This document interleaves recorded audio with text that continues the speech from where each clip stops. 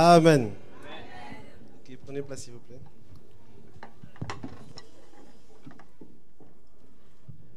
Ok, bonjour à tous.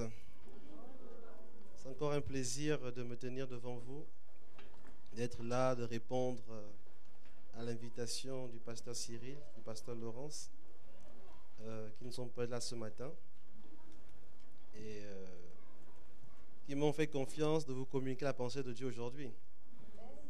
Donc, je crois que je deviens un habitué de la maison. Je suis venu il n'y a pas longtemps et c'est toujours un plaisir pour moi d'être avec vous, de partager la parole de Dieu. Comme je le disais la dernière fois, je crois beaucoup en ce que vous faites. Je crois à la main de Dieu dans vos vies, dans la vie de vos pasteurs, la manière dont Dieu est en train de les conduire, et je bénis Dieu pour cela. La dernière fois, je parlais de la famille, la notion de la famille, une notion importante. Donc voilà pourquoi moi-même ce matin, je suis venu avec ma famille. Donc, pour montrer moi-même l'exemple. C'est vrai que je ne me balade pas souvent trop avec eux parce qu'on a beaucoup de programmes, on a beaucoup d'activités et du coup, souvent, quand je suis souvent là le matin, Laetitia, qui est mon épouse, peut se lever, vous la voyez un petit peu. Voilà. Parfois, elle doit gérer d'autres réunions en fait. Donc c'est pour cela qu'on ne peut pas souvent se déplacer à deux. Donc du coup, on est obligé de se scinder un petit peu, que moi je vienne ici, qu'elle continue à gérer nos activités là où nous les gérons. Donc nous sommes là avec nos deux filles. Elles sont un peu timides, mais je crois qu'avec le temps, elles vont s'habituer avec vous. Ok, donc c'est un plaisir encore de vous retrouver ce matin et de voir comment vous êtes là. Je vois que vous n'êtes pas parti en vacances. Ou bien c'est déjà fini. Il y en a qui sont déjà partis. Ah, ok, donc vous êtes revenus, mais les autres sont partis. Non, c'est bien, c'est important. C'est important, je pense que même pendant l'été, de continuer à préserver, à garder la spiritualité. J'ai écouté quelqu'un qui disait, quand tu pars en vacances, pars avec Jésus et surtout reviens avec lui. C'est-à-dire que ne va pas te mélanger, ne va pas perdre tes bonnes habitudes. Et souvent, pendant les périodes estivales, beaucoup de personnes, on va dire, glissent dans leur foi. Je ne veux pas dire perdre, mais je veux dire glissent. C'est-à-dire qu'ils ont du mal à se tenir dans les choses dans lesquelles ils ont cru. J'en parle parce que moi-même, par expérience, je l'ai vécu plusieurs fois dans mon jeune âge. Dans mon jeune âge, quand j'étais assez jeune, j'ai connu Christ assez tôt. Quand j'allais pendant l'été passer les vacances chez la famille, chez des parents, chez par-ci, par-là, c'était parfois difficile. Et c'était parfois compliqué de maintenir ma foi. Parfois, il fallait... c'était pas évident, en réalité, pour un adolescent que j'étais, de 15 ans, 16 ans, de pouvoir dire, oui, moi je crois en ceci, moi je ne fais pas ceci, moi je ne fais pas cela. Et c'était parfois un défi. Et je me rappelle encore la dernière fois, c'est m'est arrivé, j'ai commencé l'été avec la Bible, mais l'été a fini, j'avais caché ma Bible au fond du sac. Parce que moi-même, j'avais honte de ce que je suis en train de faire. J'avais honte du comportement que je suis en train d'afficher. Et je ne me retrouvais pas moi-même en réalité.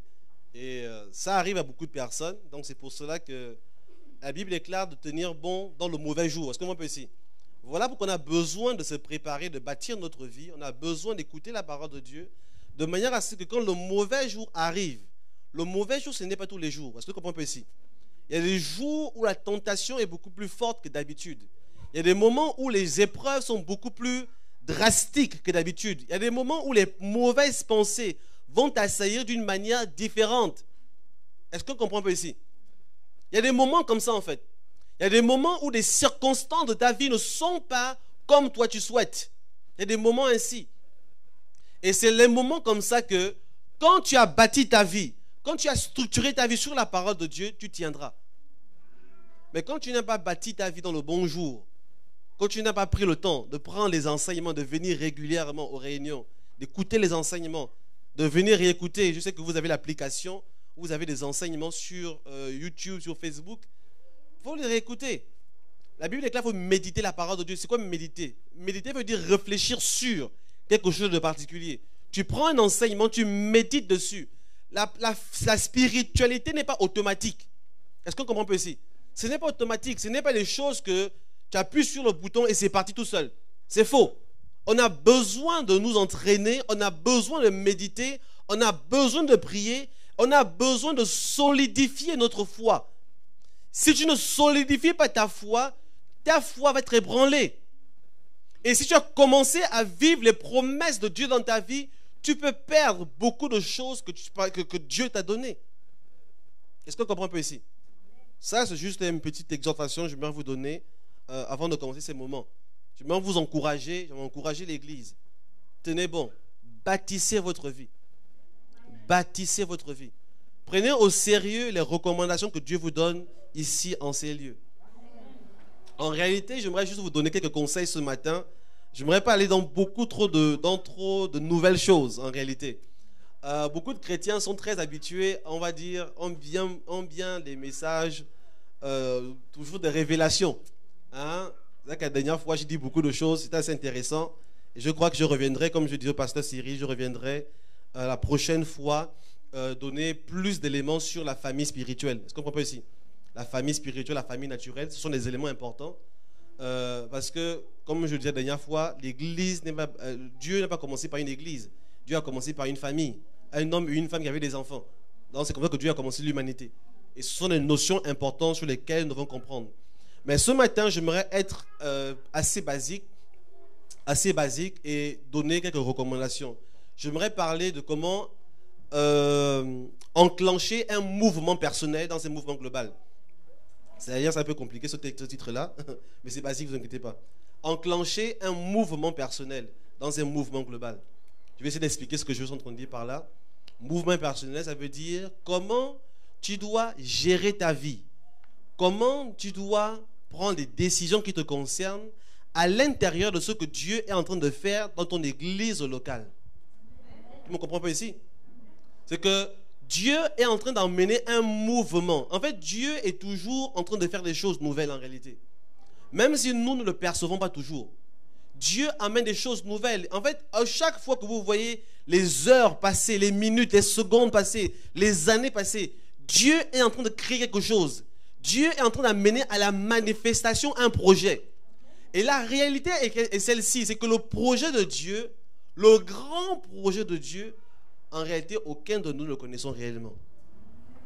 Soyons un peu humbles. C'est vrai que parfois, nous, les leaders, les ministères, nous pensons connaître beaucoup de choses. Mais plus je médite la parole de Dieu, plus j'étudie la parole de Dieu, plus je me rends compte qu'en réalité, je ne maîtrise pas toute la pensée de Dieu. Est-ce que vous comprenez ici? Je me rends compte que je ne maîtrise pas tout.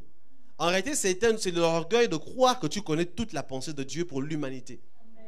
Personne ne connaît. Voilà pourquoi il y a des choses qui nous surprennent en réalité. On se demande pourquoi il y a eu l'inondation à tel endroit. Pourquoi des personnes sont mortes. Pourquoi, je ne sais pas, ces derniers temps, c'est quoi? Qu'est-ce qui se passe? C'est des forêts. Les feux de forêt, voilà. Et il y a des gens qui perdent leurs biens. N'est-ce pas? Mais comment comprendre tout ça en fait? Parce que tout ce que tu comprends peut-être, c'est juste que Jésus est mort pour le péché de l'humanité, que les gens soient sauvés. Mais en quoi le fait que les gens perdent leur maison, en quoi le fait que les gens meurent, des innocents meurent par-ci, par-là, en quoi cela contribue au plan de Dieu? Est-ce que vous comprenez un peu là? En quoi cela contribue au plan de Dieu? En fait, il faut comprendre une chose, c'est qu'il y a des choses qu'on ne maîtrise pas. Il y a des choses que nous ne maîtrisons pas. La Bible déclare ceci: les choses cachées sont pour Dieu, les choses révélées sont pour nous les enfants.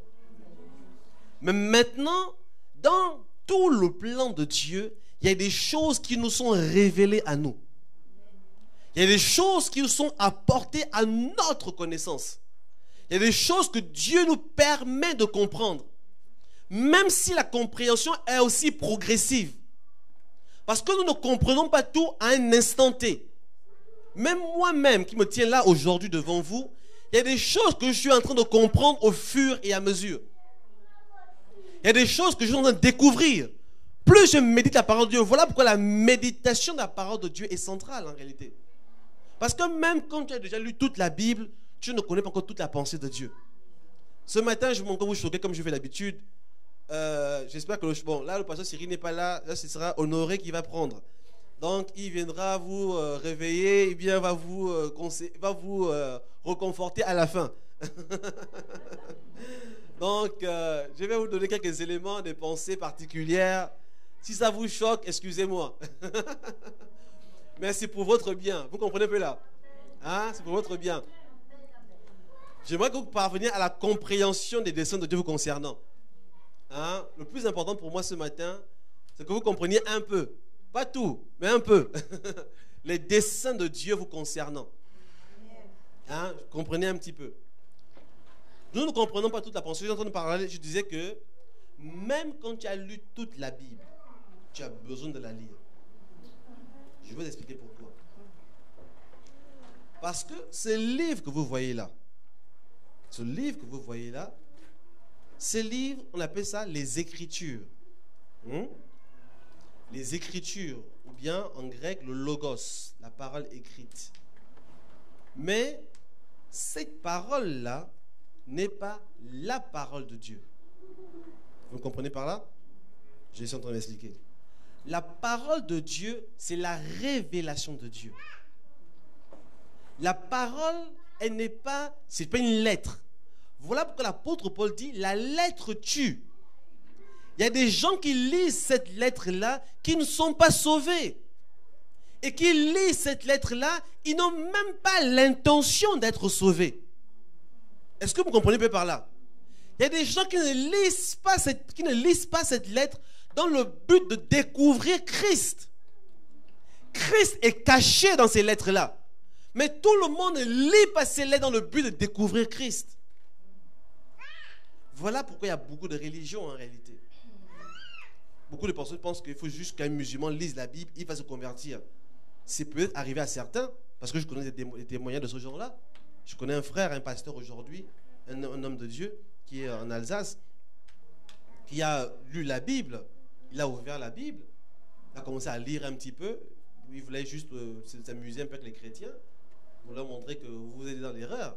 Il a commencé à lire le livre d'Actes. Et quand il a lu, ils priaient tous en langue, et boum, il a commencé à parler en langue. Il a dit, mais qu'est-ce qui se passe ici? Et c'est la magie ici. Et c'est comme ça qu'il a cheminé, et il s'est donné la de son cœur à Christ, et aujourd'hui sert Dieu. Mais il y a d'autres personnes qui lisent cette Bible dans le but de trouver des formules magiques. C'était comme ça que dans cette Bible, il y a des gens qui le lisent dans les sociétés secrètes. Hein, les francs-maçons, les chrétiens lisent la Bible. Pas dans le but de découvrir Christ comme toi, mais dans le but de trouver des principes, parce qu'il y a des principes à l'intérieur. Que si tu les découvres, tu peux l'utiliser d'une certaine manière. En fait, c'est compliqué ce livre-là en réalité. C'est compliqué. Donc voilà pourquoi je suis en train de vous dire ici que quand tu lis, tu n'as pas forcément découvert Christ. Et même quand tu as découvert Christ dans un verset, quand tu reviens le lendemain, Christ se révèle encore différemment. Voilà pourquoi en réalité, tu ne connais pas toute la parole de Dieu. Tu peux connaître toute la Bible, mais tu ne connais pas toute la parole de Dieu. Parce que Dieu est un mystère et qui continue à se révéler. Est-ce que vous comprenez ici? Même quand tu connais déjà un verset, le verset que tu connais, Jean 3,16, Dieu peut te parler de plusieurs manières avec un seul et même verset. Vous savez qu'il y a des chrétiens quelque part dans le monde, aujourd'hui par exemple en Chine, qui n'ont pas toute la Bible, qui sont persécutés. Je ne sais pas si vous connaissez, vous suivez un petit peu certains organismes qui s'appellent comme Porte Ouverte, qui secourent les chrétiens en difficulté dans certains pays. Il y a des chrétiens qui ont des églises avec 2 pages de la Bible. Mais avec 2 pages de la Bible, ils ont une vie chrétienne correcte. Pourquoi? Parce que ces 2 pages continuent à leur parler. Est-ce que vous comprenez ici? Parce que le plus important pour eux n'est pas d'avoir toute la Bible, mais le fait d'avoir juste quelques versets. Ces versets parlent, parce que la parole est vivante. Et la parole continue à toucher les domaines de leur vie et les emmener à s'ajuster, les emmener à s'améliorer et à comprendre exactement qu'est-ce que Dieu attend d'eux. Vous comprenez par là? Donc je suis juste en train d'introduire mon message, vous dire que nous ne connaissons pas toute la pensée de Dieu, mais Dieu se révèle progressivement en chacun d'entre nous. Voilà pourquoi je suis en train de parler ici de le mouvement individuel, ton mouvement personnel. Parce que au-delà de tout ce que l'Église est en train de faire, parce que beaucoup de chrétiens sont souvent un peu blasés par ce que l'église est en train de faire. Tu es dans une bonne église. Tu chantes dans la chorale ou dans le groupe de louanges. Tu es dans le groupe d'intercession, le groupe d'évangélisation. Tu es un responsable dans l'église. Et parfois, tu confonds la considération qu'on a pour toi dans l'église à la considération que Dieu a pour toi. Est-ce que vous comprenez un peu par là? Voilà pourquoi beaucoup de gens sont impliqués dans les postes. Ils veulent que le pasteur le remarque. Ils veulent être vus. Ils veulent être honorés. Ils veulent être devant. Est-ce que vous comprenez un peu par là? Mais ils ne sont pas en train de comprendre au-delà du mouvement dans lequel ton église est enclenchée. Je bénis Dieu pour les choses que vous faites aujourd'hui. Les compréhensions qui prennent place. Vous avez changé de nom de France Fleuve de Vie à Ciel. Maintenant, aujourd'hui, ça montre qu'il y a un mouvement qui a pris place au sein de votre église. Ça montre que Dieu est en train d'amener des opérations et des migrations à prendre place. Des choses vont commencer à changer. Des enseignements vont commencer à changer. Des prières vont commencer à changer. Les chants vont commencer à changer. Beaucoup d'opérations vont prendre place. L'onction de l'esprit parmi vous va changer. Au fur et à mesure que l'identité dans laquelle Dieu est en train d'amener votre église, au fur et à mesure dans laquelle vous êtes entré dans cette identité-là, beaucoup de choses vont changer. Mais quelle est votre place et votre rôle au milieu des changements qui prennent place dans votre assemblée? Est-ce que vous comprenez ici? Quelle est votre place? Parce qu'en réalité, le fait que vous changez de nom ne veut pas forcément dire que toi, tu as changé aussi de dimension spirituelle. Normalement, ça devrait le dire. Mais ce que je veux expliquer par là, c'est qu'il y a un mouvement personnel que toi-même, tu dois enclencher. Il y a des responsabilités individuelles dans lesquelles toi-même, tu dois te lancer. Tu dois comprendre quel est le mandat de Dieu te concernant.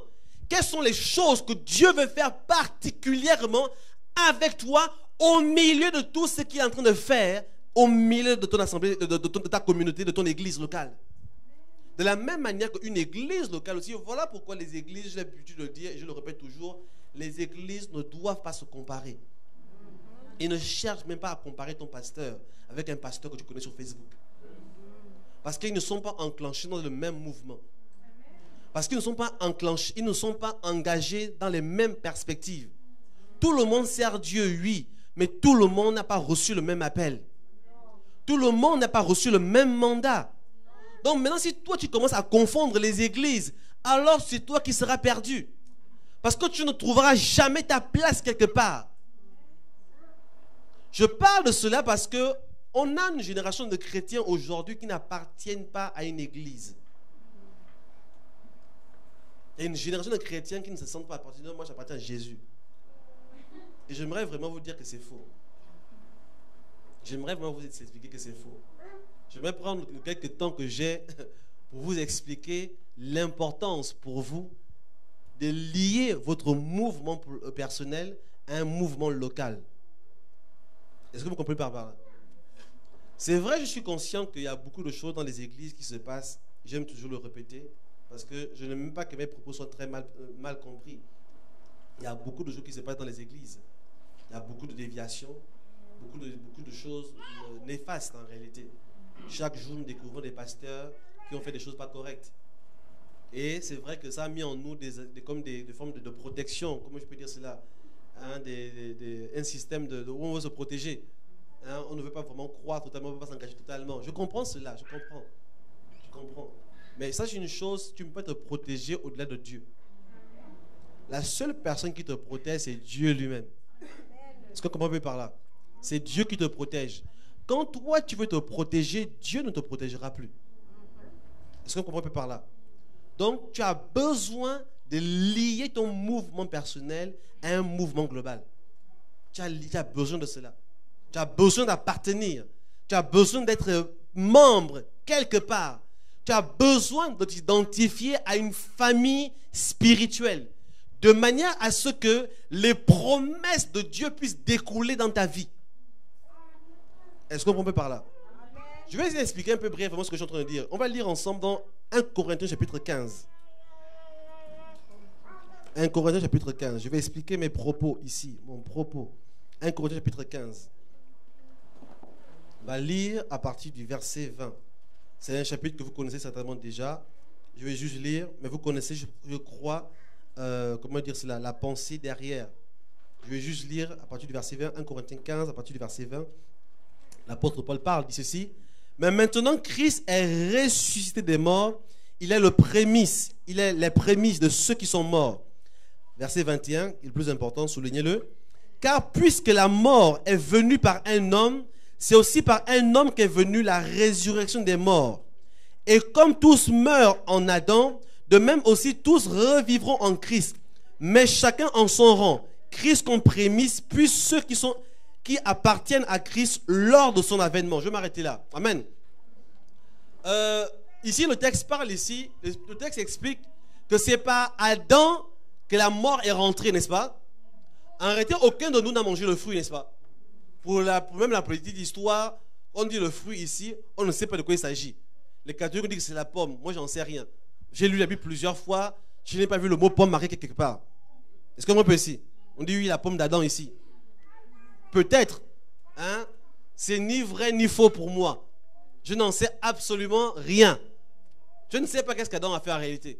Je ne sais pas, mais je sais juste qu'une chose, c'est que son péché est venu jusqu'à moi. Est-ce qu'on comprend un peu ici? Le péché d'Adam a fini par atteindre chaque être humain. Et j'aimerais que vous compreniez le principe qui est caché derrière ici. Je ne vais pas trop développer là-dessus pour ne pas trop vous perdre. Mais j'aimerais que vous compreniez une chose. On appelle ça la loi de la famille. Voilà pourquoi en fait il y a des malédictions familiales. Parce qu'il y a des transmissions de génération en génération. Est-ce qu'on comprend un peu par là? Il y a des transmissions. C'est-à-dire que des actes que tu poses, même toi aujourd'hui en tant que parent, les actes que tu poses ont un impact sur tes enfants. L'alliance que tu tisses avec Dieu ou avec les puissances des ténèbres se répercute de génération en génération. Vous comprenez par là? Voilà pourquoi les malédictions, comme la Bible déclare, sont jusqu'à la 4e génération. Est-ce que vous comprenez un peu? Mais maintenant aussi, en Christ, n'est-ce pas? On dit, maintenant par un homme, maintenant la vie est venue, n'est-ce pas? C'est-à-dire que, est-ce que quelqu'un de nous ici est mort à la croix? Peut-être si tu es mort à la croix, tu peux me lever. Mais dis, moi je suis mort à la croix pour mes propres péchés et puis je sauve ma famille. C'est possible aussi. Hein? Mais j'en sais rien. Normalement, ce n'est pas possible. C'est-à-dire que le sacrifice que Christ a fait, est-ce que on peut aussi? Ce sacrifice-là, on dit il est le premier, c'est-à-dire qu'il est le premier qui a maintenant libéré une nouvelle génération. Est-ce qu'on comprend ici par là? Il a libéré maintenant une nouvelle généalogie. Qu'est-ce qui nous libère réellement de la malédiction?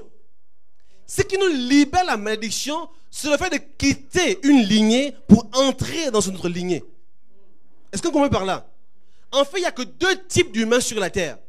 Il y a ceux qui sont de la lignée de Christ ou ceux qui sont de la lignée d'Adam. Et en fonction de cela, tu es soit sous le contexte de la malédiction, tu es soit sous le contexte de la bénédiction. Comme je ne peux pas entrer trop en détail là-dedans, mais je vais juste faire comprendre ici l'aspect de la lignée. Est-ce qu'on comprend par là? Il y a des choses que nous héritons. C'est-à-dire qu'un enfant qui naît aujourd'hui, le pauvre, il est innocent. N'est-ce pas quelque part? Mais le problème, c'est qu'il a hérité une nature dont il n'est pas responsable. C'est-à-dire qu'il n'était pas là quand Adam a péché. Est-ce qu'on comprend par là? Tu n'étais pas là quand Adam a péché, mais la malédiction d'Adam continue jusqu'à toi. Quand je parlerai de la famille spirituelle ici, la famille naturelle, je reviendrai là-dessus. Mais notez juste l'aspect de la continuité. La continuité. Ou l'incontexte. Tout le monde est dans un contexte personnel. Tout le monde est dans un contexte. Que tu sois au courant ou pas. Est-ce que vous comprenez ici? Que tu sois au courant ou pas, tu es dans un contexte et dans un environnement. Voilà pourquoi tu as besoin de comprendre quel est l'environnement spirituel dont tu bénéficies. Il y a un environnement spirituel qui enclenche des bénédictions dans ta vie, qui libère une grâce particulière en toi. Mais maintenant, tu dois mettre un processus, un mécanisme pour permettre à ce que les grâces et les bénédictions libérées dans ton environnement arrivent jusqu'à toi. Voilà pourquoi il y a un mouvement personnel dans un mouvement global. Est-ce qu'on comprend un peu ici par là? Je veux dire par là que Dieu peut vous dire beaucoup de choses dans cette église. Dieu peut vous promettre beaucoup de choses, mais ce n'est pas parce que Dieu promet des choses que ça arrivera à tout le monde. Est-ce que vous comprenez par là? Dieu peut déclarer ici, celui qui fera ceci, je donnerai cela. Le pasteur Cyril peut déclarer les paroles prophétiques. Le pasteur Laurent peut déclarer des choses. Voilà ce que Dieu va faire. Voilà ce que Dieu m'a montré. Voilà que toute personne qui est membre ici, voilà ce qu'il va faire. Voilà que ce que Dieu va accomplir dans notre vie. Mais tout ce qu'il va dire ici ne s'accomplira que sous condition. Est-ce que vous comprenez par là? Voilà pourquoi beaucoup de chrétiens sont meurtris dans leur vie. Ils se demandent, ils lisent les promesses de Dieu, ils regardent leur vie et ils voient une différence. Et ils ne comprennent pas pourquoi ils ne vivent pas les promesses de Dieu. Est-ce que ça arrive à quelqu'un ici? Est-ce que ça vous arrive de lire des promesses et de vous rendre compte que les promesses et même les paroles prophétiques, je veux dire ça comme ça. Comme je dis toujours aux gens, moi je prophétise, mais je ne suis pas responsable de l'accomplissement de la prophétie dans ta vie. Est-ce que vous comprenez par là? C'est-à-dire que l'accomplissement d'une prophétie ne dépend pas du prophète en réalité. Parce que parfois, bon, après c'est vrai, il peut y avoir des fausses prophéties. Ça, je suis d'accord avec vous. Il peut y avoir des fausses prophéties aussi. Mais dans le cas d'une véritable prophétie, la véritable prophétie ne dépend pas de la personne qui a prophétisé. La véritable prophétie dépend de celui qui a reçu la prophétie. Parce que la prophétie, c'est la parole de Dieu que je libère dans ta vie. Quand je libère la parole de Dieu dans ta vie, tu deviens responsable de l'accomplissement de cette parole de Dieu. Ce n'est plus moi qui suis responsable de ça. Je ne veillerai pas là-dessus. Je vous prends des exemples. Moïse est venu en Égypte, a dit aux enfants d'Israël, Dieu vous libère et allez, on va partir à la terre promise, au pays où coule le lait et le miel. N'est-ce pas? C'était une parole prophétique, n'est-ce pas? Mais ça s'accomplit sur la vie de combien de personnes? Combien? 2 personnes. 40 ans dans le désert. Mais la prophétie, sur 600 000 hommes, sans compter les femmes et les enfants, bon, si on multiplie tout ça là par 2, on va peut-être dire 1 million de personnes. 1 200 000 avec les femmes. Après, si on multiplie encore avec les enfants, bon, même, on va dire peut-être 1 300 000. Mais sur tout ce monde-là, il n'y a que deux personnes qui ont vu la réalisation de la prophétie. Est-ce que vous comprenez par là? Ça veut dire que Dieu peut parler, mais toi, tu es responsable de la parole de Dieu dans ta vie. Dieu peut parler, Dieu peut instruire. Le responsable de la parole de Dieu, c'est d'abord toi. Ce n'est pas ton pasteur. Beaucoup de gens cherchent des pasteurs puissants. Cherchent l'homme de Dieu qui a l'onction. Quand il priera pour moi, les choses vont changer. Quand il va parler, il va prophétiser, ma vie sera différente. Il est vrai que l'onction de l'homme de Dieu est important aussi, c'est vrai, mais ça ne fait pas tout. Est-ce que vous comprenez ici par là? Hein? Judas avait le meilleur pasteur, n'est-ce pas? C'était qui son pasteur? C'est que si avec Jésus tu pars en enfer, c'est que là, tu as besoin de qui comme pasteur? Là, c'est Jésus qui est ton pasteur. C'est Jésus qui t'enseigne. Mais malgré cela, Judas a quand même trouvé le moyen de périr, n'est-ce pas? A quand même trouvé le moyen. Tout ça pour te dire une chose, tu es responsable de l'accomplissement des prophéties dans votre vie. Tu es responsable. La vision prophétique que j'ai pour vous aujourd'hui, c'est que Dieu va vous emmener dans de nouvelles phases. Dieu va vous emmener dans de nouvelles étapes. Dieu va emmener plusieurs choses à prendre place. Mais ces choses prendront place en fonction de la manière dont vous allez ouvrir vos cœurs. Est-ce que vous me pouvez par là? Les choses prendront place à la mesure, pas de la volonté de Dieu. Parce que la volonté de Dieu est là. La volonté de Dieu dans vos vies. Dieu veut vous emmener quelque part. Dieu veut réaliser ses promesses dans votre vie.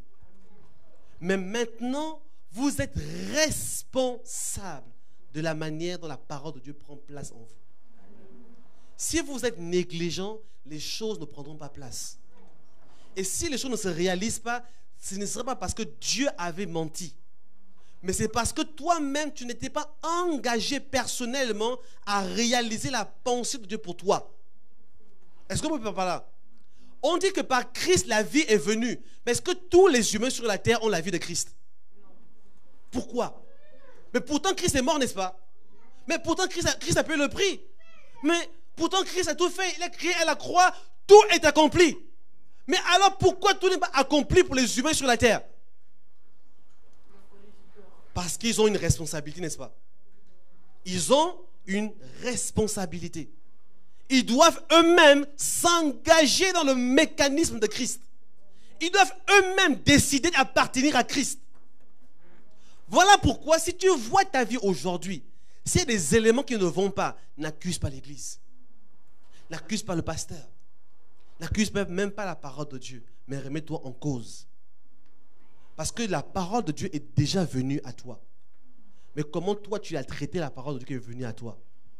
Comment toi tu négocies les principes et les ordonnances que Dieu te donne? Comment tu bâtis ta vie? Beaucoup de chrétiens ont la mentalité de fast-food, veulent avoir les choses très vite. Veulent prier, demain j'ai la réponse. Ils veulent faire un jeûne 2 jours plus tard. Avant de finir le jeûne, la chose est déjà là. Est-ce qu'on comprend ici par là? On n'a pas la mentalité de construire quelque chose dans notre vie. Et c'est le problème. L'Église a une mauvaise mentalité de bénis-moi. Dieu n'est pas dans le bénis-moi. Dieu est dans la construction d'un projet. Dieu a un projet pour l'humanité. Dieu a un projet pour une église locale. Dieu a un projet pour un individu, pour ta personne. Dieu a un projet même pour ta famille. Dieu a un projet pour chacun d'entre nous. Mais comment on entre dans le projet de Dieu? On entre dans le projet de Dieu de manière consciente et avec des décisions régulières, avec des décisions progressives, avec une prise de conscience. Le problème de l'Église aujourd'hui, nous voulons marcher, comme dit, par le Saint-Esprit. Ce n'est pas par le Saint-Esprit. Nous voulons avoir un mouvement de hasard où les choses nous arrivent de manière spontanée. Mais nous refusons de prendre des décisions, de mettre notre vie en règle. Nous refusons de nous conformer aux instructions de Dieu que nous connaissons dans notre vie. Voilà pourquoi les choses ne marchent pas. Tu as besoin d'enclencher un mouvement personnel dans ta vie.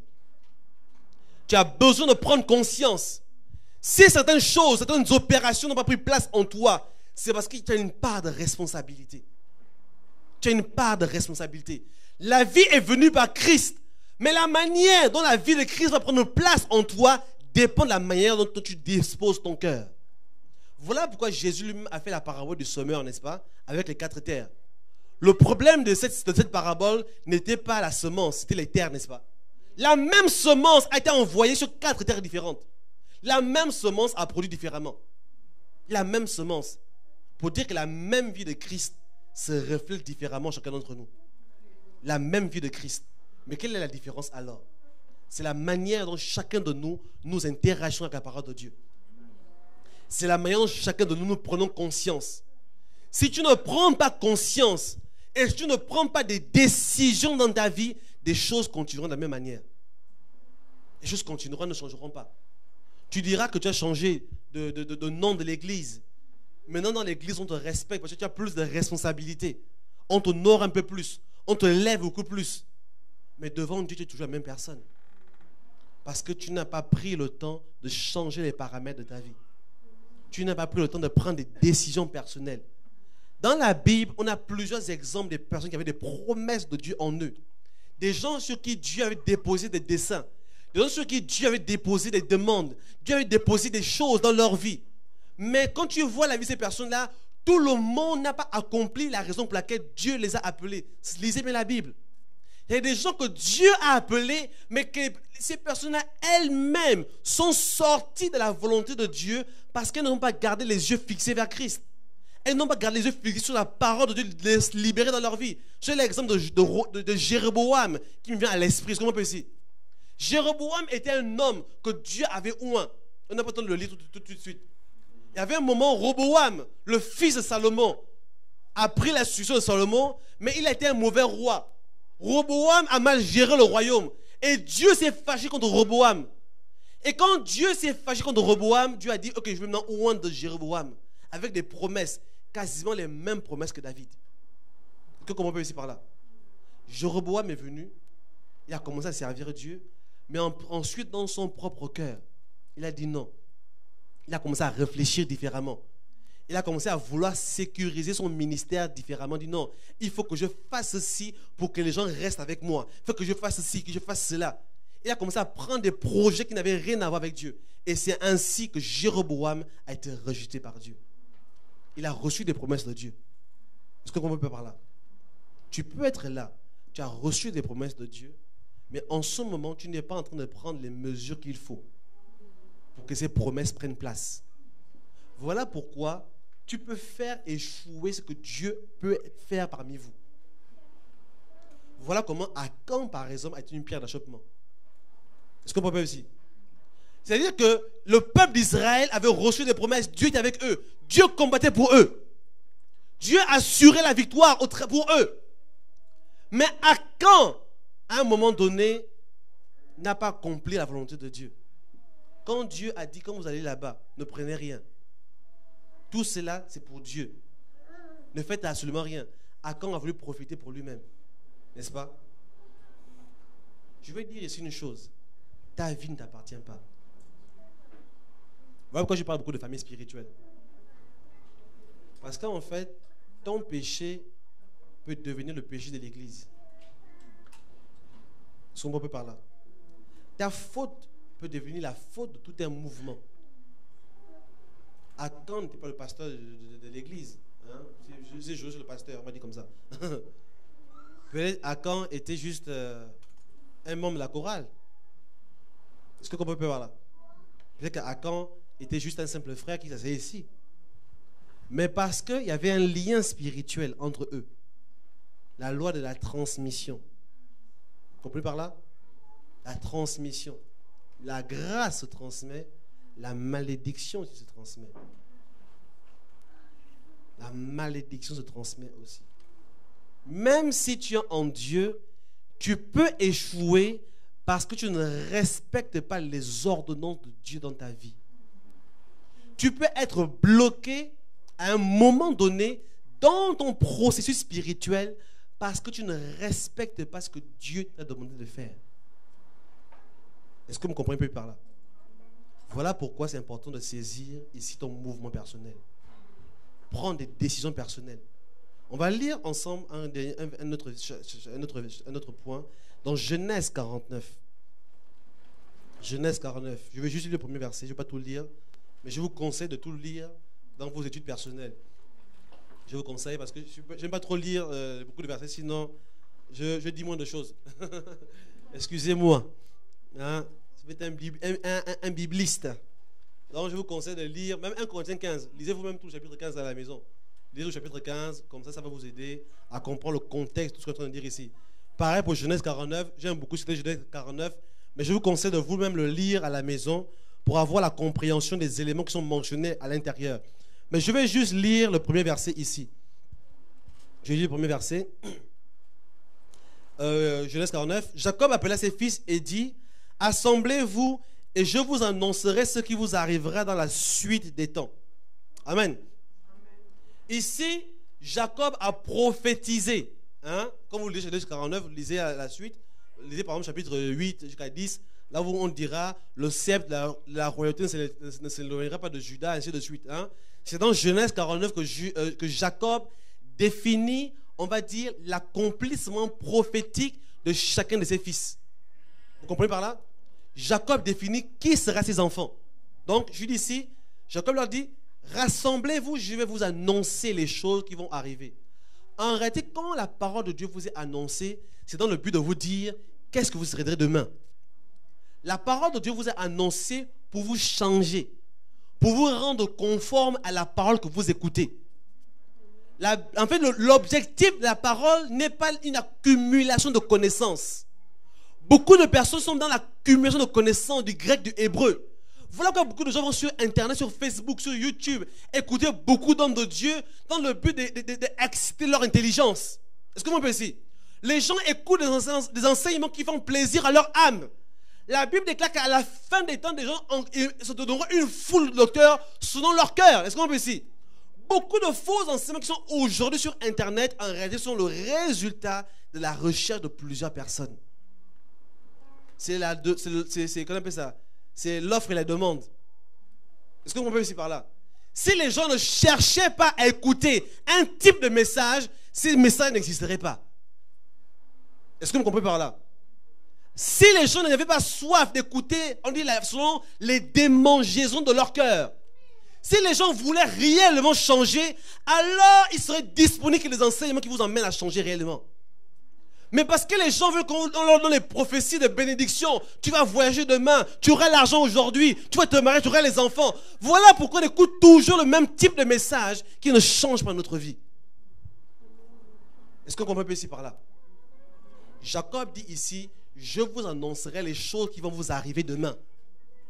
Le but de la parole de Dieu, c'est de te dire, si tu te conformes à la parole de Dieu, à quoi tu ressembleras demain. En fait, la parole de Dieu est comme un miroir qui projette la vision de Dieu pour toi.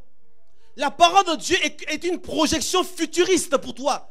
Tu dois comprendre quand tu écoutes la parole de Dieu que si je me conforme aux instructions de Dieu, voilà ce qui m'attend. Voilà à quoi je ressemblerai. Voilà comment ma vie va devenir. Voilà comment ma famille va se structurer. Voilà comment mes enfants vont fonctionner. Voilà comment je vais travailler dans mon lieu professionnel. Voilà comment je vais agir de telle ou telle manière. Tous les éléments de ta vie se trouvent dans la parole de Dieu qui t'a annoncé. Tous les éléments qui te sont annoncés se définissent qui tu seras demain. Tous ces éléments définissent qui tu seras demain. Voilà pourquoi tu dois maintenant comprendre à l'intérieur des messages quelles sont les choses qui te concernent toi. Quelles sont les choses qui doivent changer dans ta vie. Le problème de beaucoup de personnes, c'est que nous écoutons les enseignements pour exciter notre intelligence. Dieu ne fait pas du spectacle, vous savez ça? Dieu ne fait pas de spectacle. Dieu n'est pas là pour nous épater. Dieu n'est pas là pour vous montrer que non, j'ai la connaissance. Même quand on prophétise, mon objectif est de vous dire que je connais ta vie. L'objectif de la prophétie, c'est de te démontrer qui tu seras demain. Que tu découvres ton appel. Et tu commences à te fixer par rapport à cela. Que tu commences à réfléchir. Que tu commences à visualiser. Parce que quand tu as une vision futuriste, tu te conformes à cette vision-là. Est-ce que vous comprenez par là? Voilà pourquoi il faut voir loin. Quand tu vois loin, en fait, tu te conformes à l'image que tu vois dans ton esprit. Voilà pourquoi les jeunes aujourd'hui veulent s'habiller comme les stars. Parce que quand ils regardent Rihanna à la télévision, alors l'image de Rihanna s'installe dans leur esprit. Elles se projettent comme Rihanna. Elles veulent ressembler à Rihanna. Est-ce qu'on m'appelle ici? Parce qu'en fait, la parole qui t'est annoncée définit ton futur, définit ton avenir. Si tu reçois les Rihanna, tu deviendras Rihanna. Peut-être pas avec l'argent, mais avec les mauvaises valeurs par contre. Est-ce qu'on comprend par là? Parce que l'argent c'est autre chose. Il y a d'autres paramètres. Voilà pourquoi reçois la parole de Dieu avec douceur, qui changera ta vie, qui va te conformer avec une autre identité, te donnera une autre image de ta personne, te donnera la possibilité de commencer à ressembler en Christ. Amen. Reçois la parole de Dieu. Enclenche un mouvement personnel. C'est quoi un mouvement personnel? En fait, c'est de définir où est-ce que tu te trouves là aujourd'hui. Je vais essayer de lire avec vous un passage intéressant dans Genèse chapitre 12. Je parle du mouvement d'Abraham. Le mouvement d'Abraham. Je vais essayer de terminer par ce texte-là pour expliquer le mouvement personnel. Qu'est-ce qui doit se passer quand tu entends la parole de Dieu?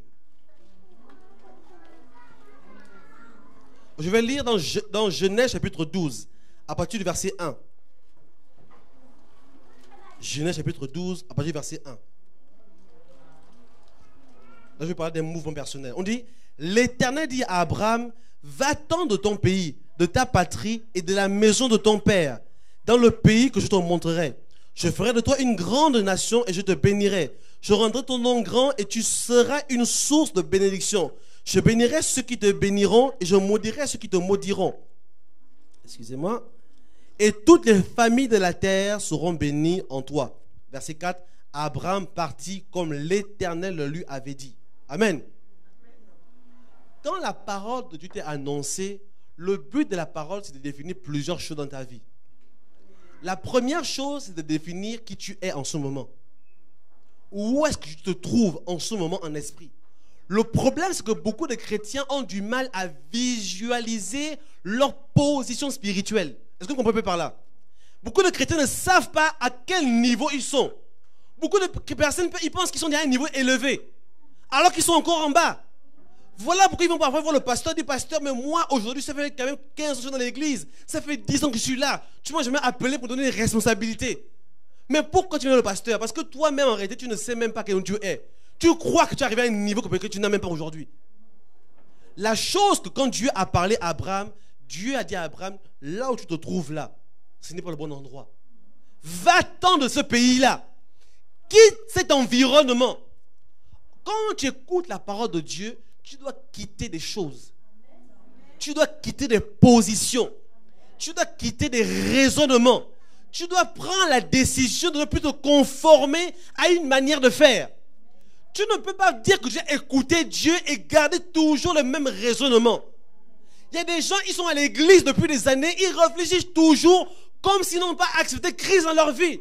Leur modèle de fonctionnement, c'est leur famille. Il y a des hommes, par exemple, dans le contexte africain. Là, quand même, il y a beaucoup d'Africains ici. Dans le contexte africain, beaucoup de gens, leur manière d'élever leurs enfants, de se comporter avec leurs femmes, ce n'est pas un modèle biblique. Est-ce que vous comprenez par là? L'homme est le chef de la femme. C'est moi le chef ici. C'est faux. La Bible n'a jamais dit ça. La Bible n'a jamais dit ça. Je vais aller plus loin encore. En réalité, selon Dieu, il n'y a pas de rapport de domination entre les humains. Il n'y a pas de rapport de domination. Nous ne sommes pas appelés à dominer les uns sur les autres.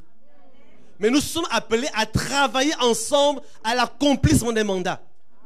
Voilà comment l'homme et la femme doivent s'associer. Est-ce qu'on peut par là? L'homme et la femme doivent s'associer.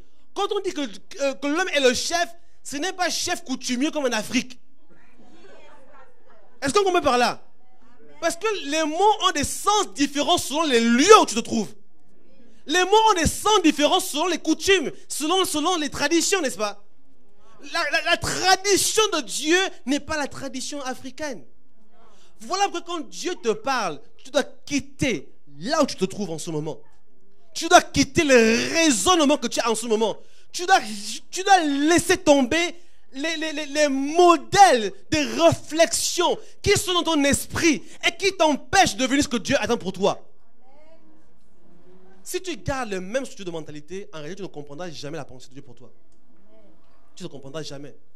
Parce qu'en fait, la première chose que Dieu fait avec Abraham ici, il dit, non, Abraham, je t'ai appelé. Tu seras le père d'une grande nation. Toutes les familles de la terre seront bénies au travers de toi. Tous ceux qui te maudiront seront maudits. Ceux qui te béniront seront bénis, n'est-ce pas? Mais la condition est ici. Quitte là où tu te trouves en ce moment. Est-ce que vous pouvez ici par là? C'est-à-dire que si Abraham restait sur place, il annulait tout ce que Dieu avait dit par la suite. Parce que c'est là parfois nous, on lit mal la Bible. Nous, parfois quand on écoute, si Dieu me prophétise, suscitez-moi Abraham. Un prophète vient ici, me prophétise, dit, Rostand, je te bénirai, je ferai te père d'une grande nation.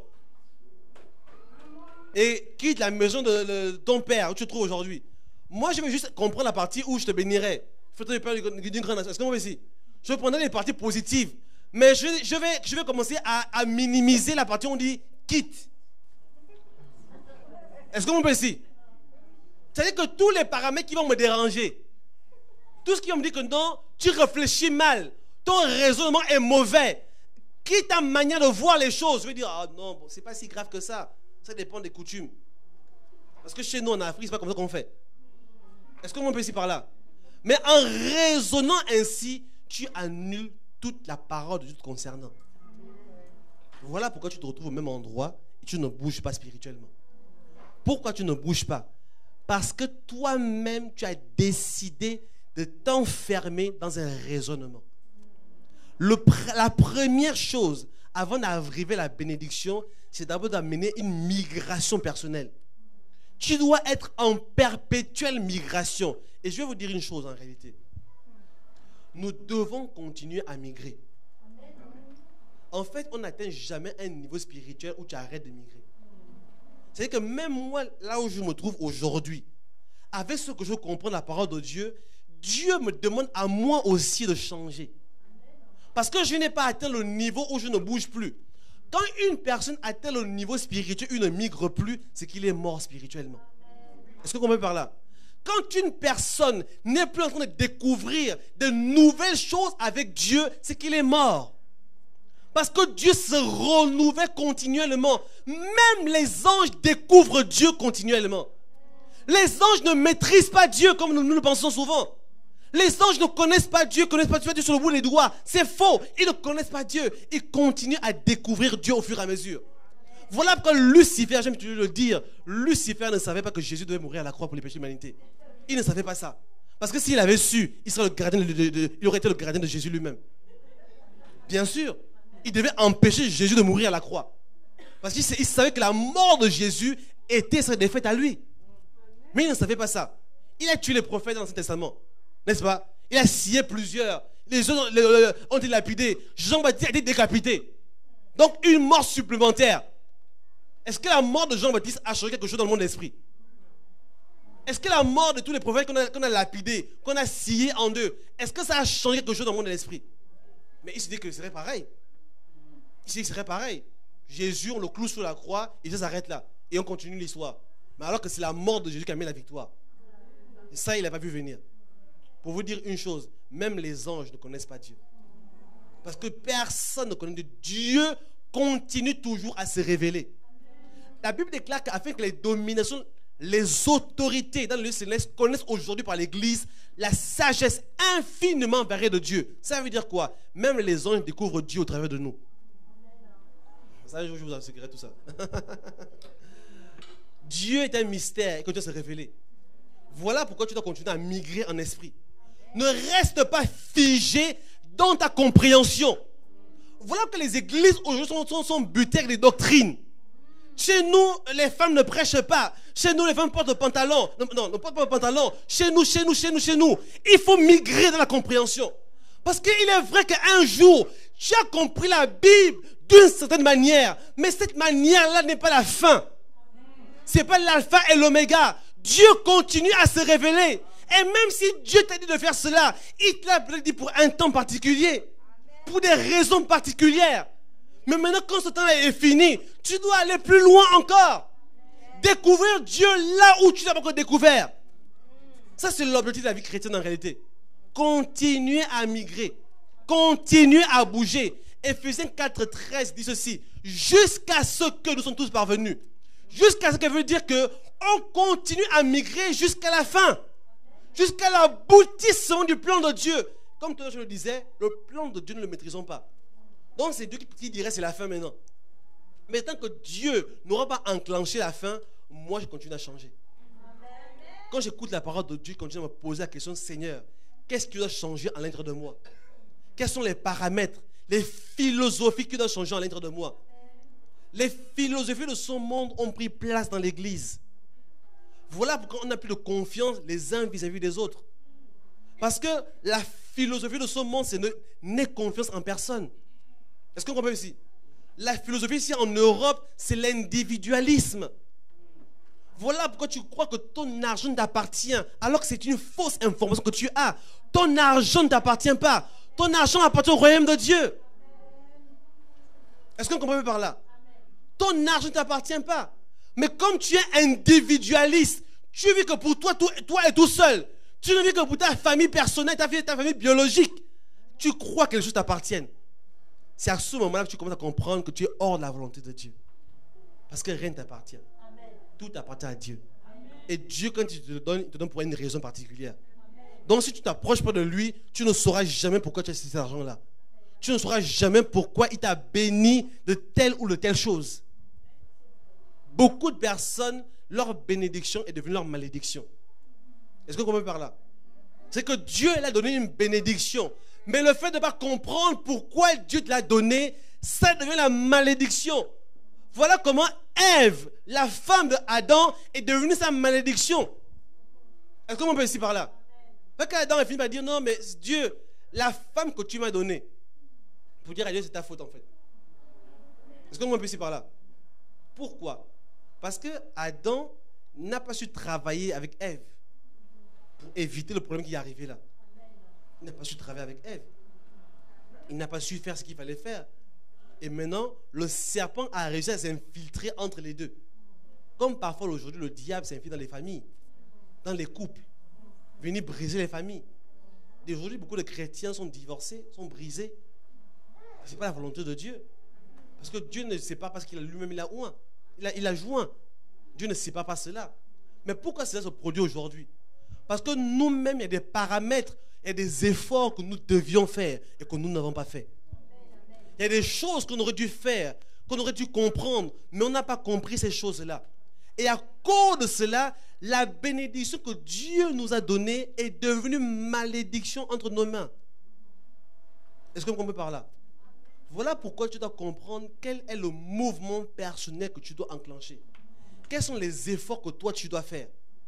Il y a des opérations qui doivent prendre place dans la vie de chacun ici. Arrêtez, personne ici n'est simple membre. Est-ce que vous comprenez par là? Personne n'est simple membre. Chacun ici est rempli de la volonté de Dieu. Chacun ici a été appelé par Dieu à accomplir quelque chose de particulier. Tout le monde ici a été rassemblé. En fait, Dieu vous a sélectionné. Vous n'avez même pas choisi cette église. Quelles que soient les raisons pour lesquelles vous êtes venus ici. C'est Dieu qui vous a sélectionné pour que vous participiez à un projet. Est-ce qu'on peut par là? Dieu vous a sélectionné pour que vous puissiez réaliser un projet ensemble. Et que chacun puisse jouer son rôle dans l'accomplissement de ce projet-là. Tu as ta place à l'intérieur du projet. Voilà pourquoi tu dois comprendre maintenant les paramètres qui te concernent. Abraham avait sa place dans le salut de l'humanité. Est-ce qu'on veut ici? En réalité, quand Abraham a écouté Dieu, Abraham ne savait pas qu'un jour tu seras assis ici. Est-ce que vous comprenez par là? Abraham, oui, il a vu beaucoup de choses, mais Abraham ne savait pas que nous, on sera sauvés au travers de lui. Il ne savait pas. En fait, Abraham n'avait aucune connaissance de Jésus allait mourir à la croix pour le péché de l'humanité. On va partir au ciel. Abraham ne savait rien de ça. Mais Abraham a accompli, a engagé un mouvement personnel qui a accompli, au-delà de sa compréhension, la volonté de Dieu. Est-ce qu'on peut par là? Le mouvement personnel d'Abraham a enclenché un mécanisme plus grand que ce que lui, il imaginait. Les choses sont allées au-delà de ce qu'il pouvait penser. Les choses sont allées au-delà de ce qu'il pouvait voir et comprendre. Mais le plus important, c'est pas qu'il comprenne tout. Le plus important, c'est qu'il comprenne ce que lui, il devait faire. Amen. Même si tu ne comprends pas tout ce qu'on fait ici, comprends ce que toi, tu dois faire. Amen. Comprends les intentions de Dieu te concernant. Comprends la volonté de Dieu dans ta propre vie. Prends les décisions qui te concernent toi. Pas ce qui concerne les autres. Nous, aujourd'hui, dans l'église, on est trop dans la calomnie. On est dans les médisances. On aime toujours voir ce que l'autre ne fait pas. Regarde encore aujourd'hui, il a encore fait ceci. Ah, il n'est pas encore venu. Ah, tu vois, le dimanche 12, il est encore en retard. Il n'est pas venu aujourd'hui. Mais toi, où en es-tu dans ton mouvement personnel? As-tu quitté, qu'on appelle ça? As-tu quitté Ur en Chaldée? As-tu quitté la maison de ton père? As-tu quitté tes traditions ancestrales? As-tu quitté ta mentalité, tes philosophies européennes? As-tu quitté les choses que le diable, les forteresses que le diable a bâties en toi, qui t'empêchent de comprendre la volonté de Dieu pour toi-même? As-tu quitté les positions ancestrales en toi? Parce que la délivrance, ce n'est pas juste quand on chasse un démon. Est-ce que vous savez ça? Parlez pas de la délivrance un peu rapidement. La délivrance, ce n'est pas juste quand on dit sors, non, je ne sors pas, sors, je ne sors pas, c'est qui? C'est le grand-père. C'est pas que ça. C'est pas ça la délivrance seulement.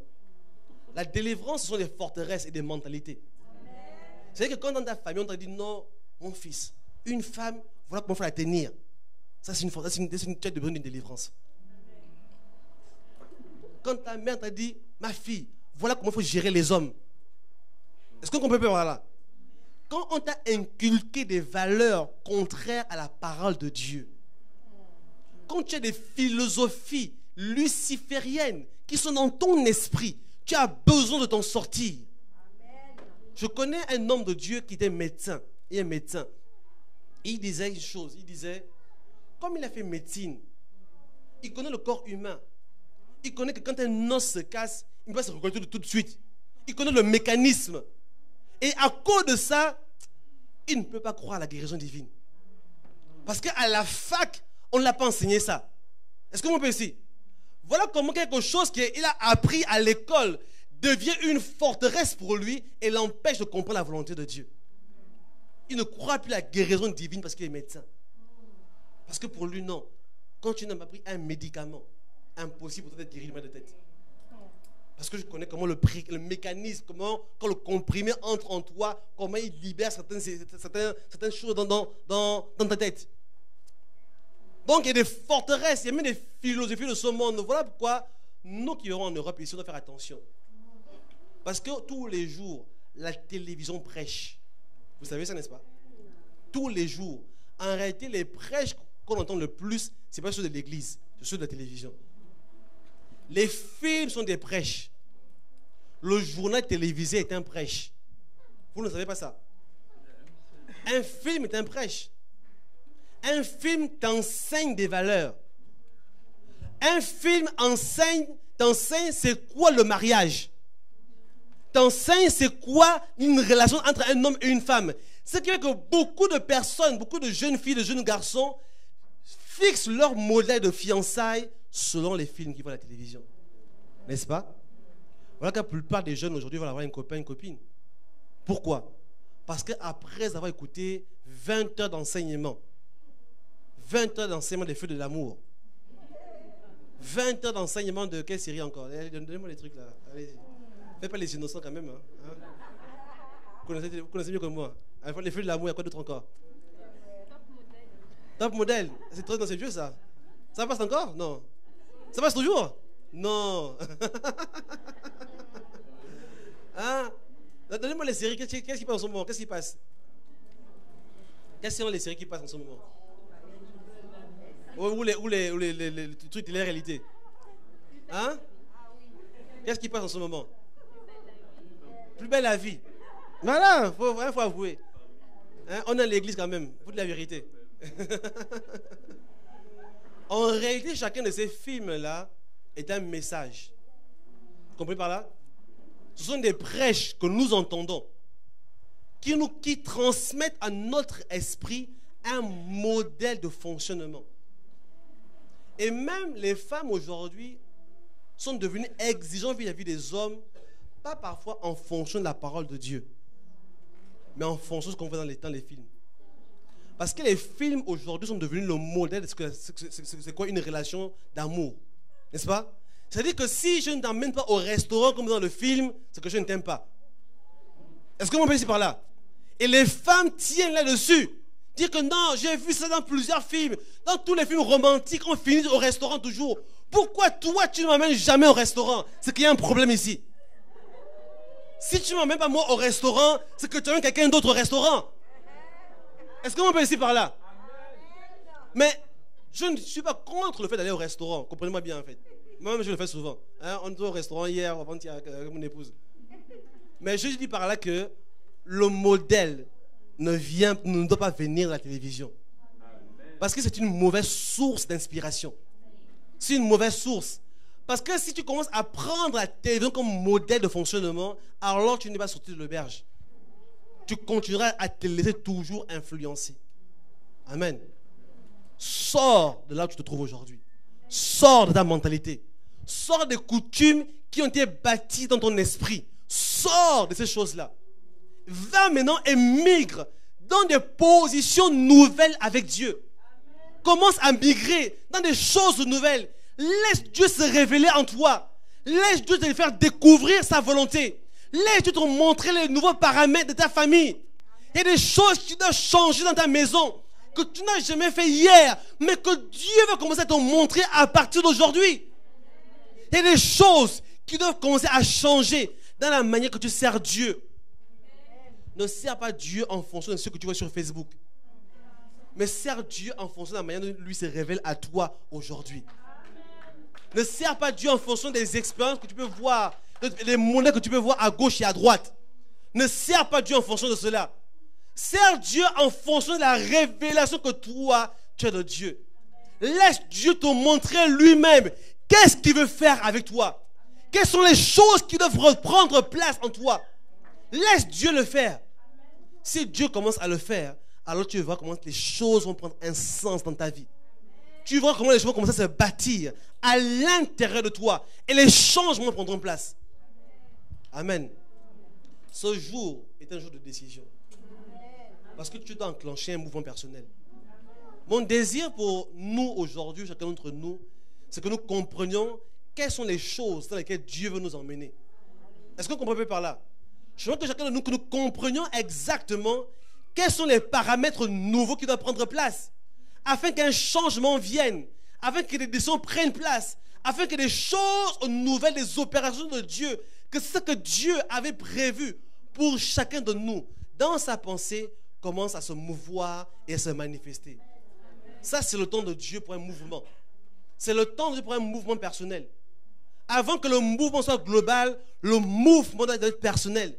Pour que cette église aille là où Dieu veut l'emmener, il faut que chaque personne de cette église commence à migrer. Chacun doit commencer à quitter Ur en Chaldée.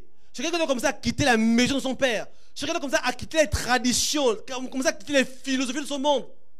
Chacun doit commencer à quitter les choses qui l'ont influencé et qui l'ont emmené en arrière. Tu dois commencer à prendre des décisions aujourd'hui. Tu dois prendre des décisions conscientes et amener un mouvement clair à l'intérieur de toi. Est-ce qu'on peut se lever un instant?